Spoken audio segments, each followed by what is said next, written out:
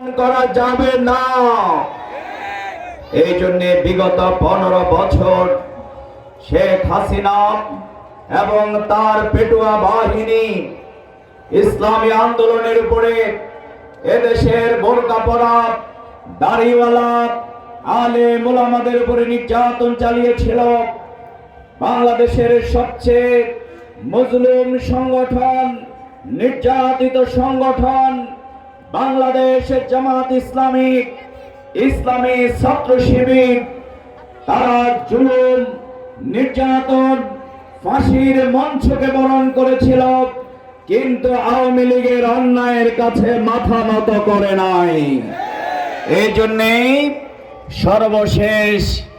আবার আমাদেরকে নিষিদ্ধ করার উদ্যোগ আপনি গ্রহণ করেছিলেন, কিন্তু শেখ হাসিনা আমাদেরকে নিষিদ্ধ করার মাত্র 72 ঘন্টার ব্যবধানে বাংলাদেশের 18 কোটি মানুষ আওয়ামী লীগকে নিষিদ্ধ করে শেখ হাসিনাকে পালিয়ে যেতে বাধ্য করেছে। সুতরাং আমরা মানুষের হৃদয়ে, আমরা মানুষের মণিকোটায়, মানুষ আমাদেরকে বিগত দিনে যেভাবে আশ্রয় দিয়েছিল, এই দেশের সেনাবাহিনীর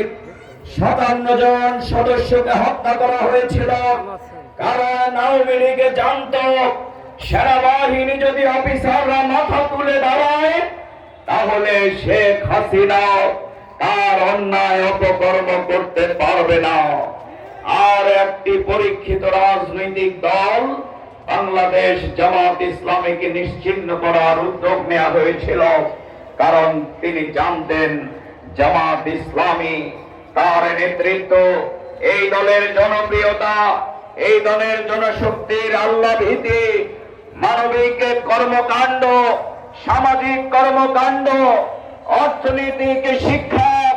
ব্যাংক বিমা থেকে শুরু করে সমাজের প্রতিটি জনপদে বাংলাদেশ জামাত ইসলামী যেই জনপ্রিয়তা এবং প্রতিরোধ আন্দোলনে পরিণত হয়েছিল, আওয়ামী লীগ মনে করত যে তাদের সব